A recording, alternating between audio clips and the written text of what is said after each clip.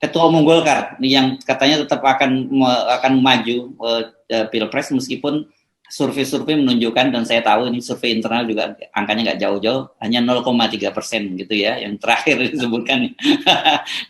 dan kemudian Erlangga kemarin kelihatannya juga tetap firm dia maju, apalagi dia bilang terima kasih karena sekarang elektabilitasnya merangkak naik. Bayangkan 0, saja merangkak naik itu karena dibantu baliho oleh para pengurus-pengurus di daerah. Jadi berapa sebenarnya elektabilitas sebelum dibantu baliho di daerah-daerah itu?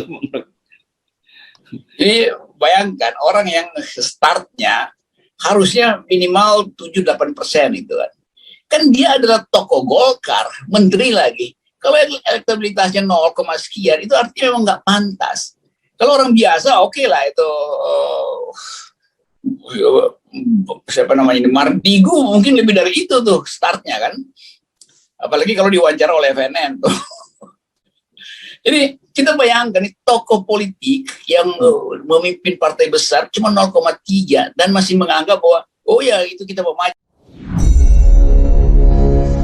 Mak dek jantung ini ketika Om Rocky ngomong tadi. Dia itu punya lidah api. Kalau ucapannya sudah terlontar, ntar nyalon beneran dan jadi itu si Mardigu. Bagaimana Om Rocky? Lah kan repot para all mind. Menurut pendapat saya pribadi nih ya, seperti nanti di tahun 2024, perpolitikan itu bukan masalah calon atau individunya siapa lagi deh. Yang lebih penting adalah konsep bernegaranya dan siapa saja tim di belakangnya yang mendukung dirinya. Kita mencontoh negara demokrasi Amerika.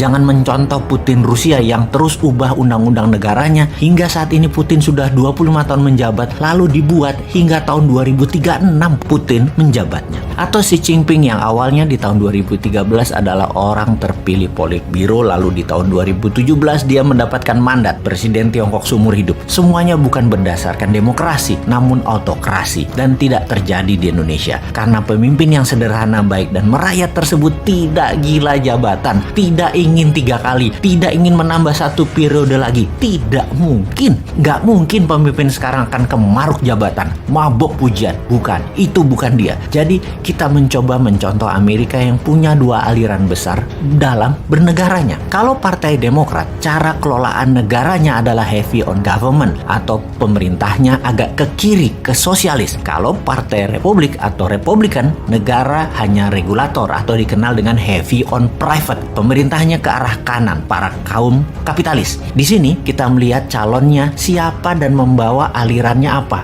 Kalau Partai Demokrat pasti naikin pajak, namanya juga sosialis. Kalau Partai Republik pasti turunin pajak, namanya juga heavy on private atau swasta. Kembali ke komen Om Rocky, maka 7 presiden yang telah lalu ditambah 10 calon yang ada di pajangan 2024 adalah model kiri, model sosialis. Dan untuk pertama kalinya ada calon si Sontoloyo ini yang dari kelompok New Mind menggagas ke arah kanan, heavy on swasta, ke arah pajak turun dan ke arah membela UKM 100%. Jujur, belum pernah ada. Jadi bagaimana kalau konsep New Mind didiskusikan terlebih dahulu? Kalau memang tidak diterima, ya buat apa dimajukan? Bener nggak? Sontoloyo po pantes, itu harus dibongkar dulu. Sungguh, di setiap pejabat negara atau pemimpin negara pasti punya genre atau aliran di dalam mengelola ekonomi negaranya. Ada negara liberal, sosialis, kapitalis ala Amerika, sosialis kapitalis ala Tiongkok, dan banyak lagi yang dimodif sana-sini sesuai dengan keilmuan pejabatnya. Kita coba fokuskan. Dalam pemerintahan yang sudah berjalan 3 presiden terakhir di Indonesia ini, atau 20 tahun terakhir ini, posisi ekonomi bernegara masih mementingkan upper of pyramid atau elitis. Ini membuktikan bahwa di sisi ekonomi, 3 pemerintahan terakhir mengadopsi sosialis elitis ala Partai Demokratnya Amerika dan ala komunis Tiongkok.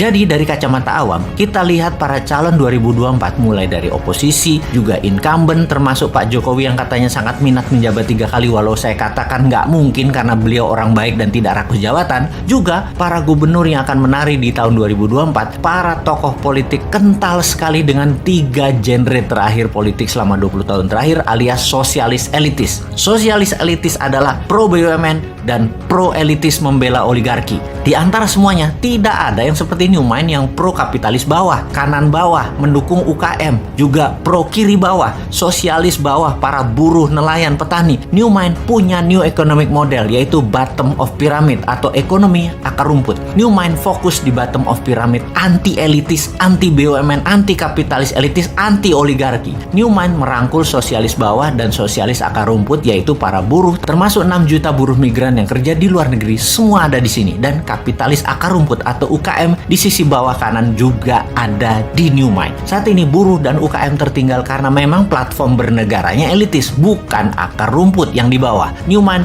untuk membuktikan kontribusi ke ekonomi akar rumput, membangun Santara, perusahaan urun dana seperti IDX untuk perusahaan besar melantai di bursa, UKM melantai di Santara, sama semua aturannya. Hanya saja ini untuk UKM. Itu sedikit kontribusi dari sisi swasta membuktikan MMT bukan hanya teori tapi bukti nyata. Jadi inilah yang harus didiskursuskan, diwacanakan, disiapkan bangsa dan negara dalam periode ke depan untuk memutuskan, untuk berani mencoba sesuatu yang baru seperti mengambil MMT, mengambil New Mind yang beraliran bottom of pyramid, ekonomi akar rumput, sosialis kapitalis akar rumput. Beda dengan 7 presiden yang menjabat yang lalu. New Mind heavy on private, membela swasta, UKM, buruh, petani, dan nelayan. Atau tetap mau dengan old mind yang berhutang dengan IMF dan FDI-nya Tiongkok. Monggo dipikirkan dan diviralkan.